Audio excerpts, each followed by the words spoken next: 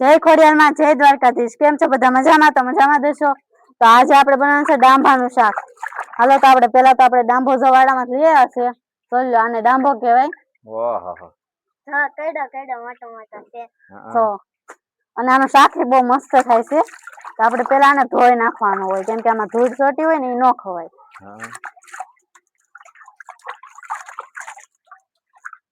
અને પછી આના મૂળને કાપવાના હોય, પાછા આમને ન રાખવાના હોય.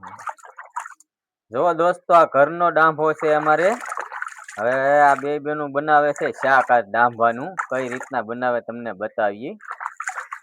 એ તો હું કઈ છે આ ડાંભો આપણે સારી રીતના ધોવો પડે. હા, લક્ષને આવડે ડાંભો ધોતા?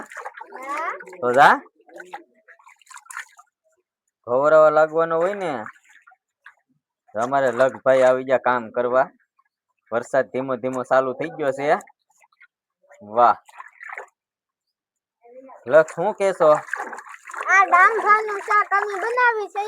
વાડામાંથી અમે ડાંભો લઈ આવ્યા છે અને અત્યારમાં ધોઈ છે અને શાક બન્યા. તારે ખાઈશું. એવું છે? શાક કયા બનાવવાનું છે? આગળ બધું ધોવાઈ જાય પછી મૂળિયા કાપીને બનાવવાનું છે. એમ છે? હા તો કાંઈ વાંધો નહીં, હાલો.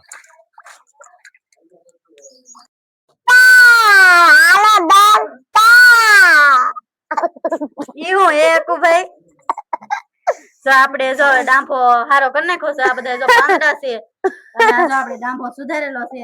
તમે કેવી રીતના સુધારો એ કહેજો. આપણે ડાંભાનું શાક એ પૂછી લે. અકુભાઈ, તમારે ડાંભાનું શાક ખાવાનું છે? ના, મને ડાંભાનું સોળેલું ખાવાનું છે. હા. લક્ષભાઈ, તમારે?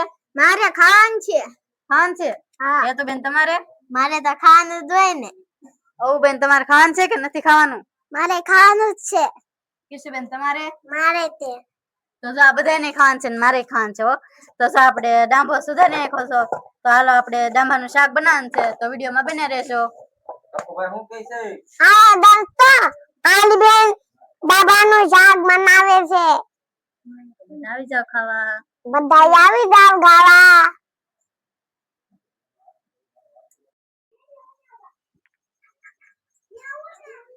હાલો તો આપણે જો ડાંભો સુધારી અને આપણે સરખી રીતે ધોઈ અને કમ્પ્લીટ કરી નાખ્યો છે. તો આપણે જો બધા મસાલા લઈ લીધા છે અને આપણે હવે બનાવવાનું છે ડાંભાનું શાક.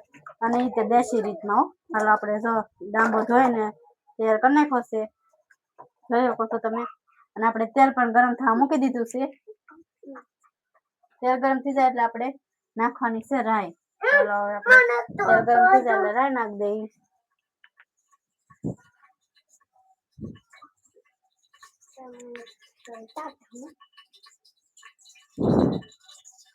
આપણે તેલ ગરમ થઈ ગયું છે તો આપણે હવે રાઈ નાખવાની છે.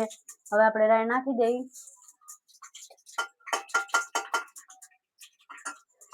રાઈ ફૂટી જાય એટલે આપણે પેલા નાખી દેવાનું છે ડાંભો. તો ડાંભો નાખી દઈએ. ડાંભાની હિંગો સરખી રીતે ધોઈ નાખવાની. હવે જો રાઈ ફૂટવા માંડી છે. રાઈ ફૂટી જાય એટલે આપણે ડાંભો નાખવાનો છે.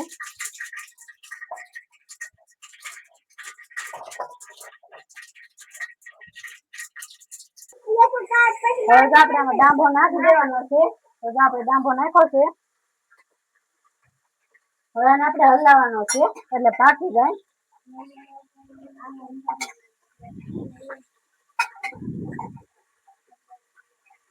નમસ્તે. જો મારી બેન છે તે બનાવે છે ડાંભાનું શાક.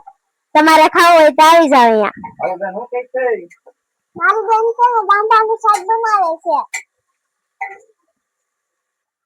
હવે જો આપણે ડાંભો નાખીને શેરવી લીધો છે. તો આપણે હવે નાખવાનો છે એમાં બધો મસાલો. જો આપણે મરચું લીધું છે, હળદર, ધાણા જીરું અને મીઠું. તો આપણે પેલા મરચું નાખી દઈએ. તમે જે રીતે તીખું બનાવો એ રીતે નાખવાનું. આપણે જો ફૂલ તીખું બનાવીએ એટલે આપણે બે ચમચી નાખવાના છે મરચાં. 1 ચમચી ધાણા નાખવાના છે. અને તમે જે રીતે ખાતા હોય તે રીતે હળદર નાખવાનું છે.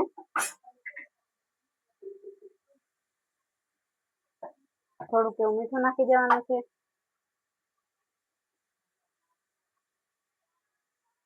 અને હવે એને પણ આપણે હલાવી નાખવાનું છે. હાલો તો હાલો દોસ્તો, મારી બેન બનાવે છે ડાંભાનું શાક અને ઈ મસાલો નાખીને ડાંભાનું શાક બનાવે છે અને બાર હાવ ધીમો ધીમો વરસાદ શરૂ, ગરમ ગરમ ડાંભાનું શાક ખાવાની મજા આવશે. હવે જો આપણે બધો મસાલો નાખીને તૈયાર કરી નાખ્યું છે, તો હવે આપણે આમાં નાખવાનું છે પાણી. પાણી નાખી દે એટલે આપણે શાક થોડુંક ઉકળવા દેવાનું અને પછી આપણું શાક બની જશે. તો હવે આપણે ઘડીક પેક કરી દેવાનું છે કુકરને, એટલે શાક આપણું સડી અને તૈયાર થઈ જાય.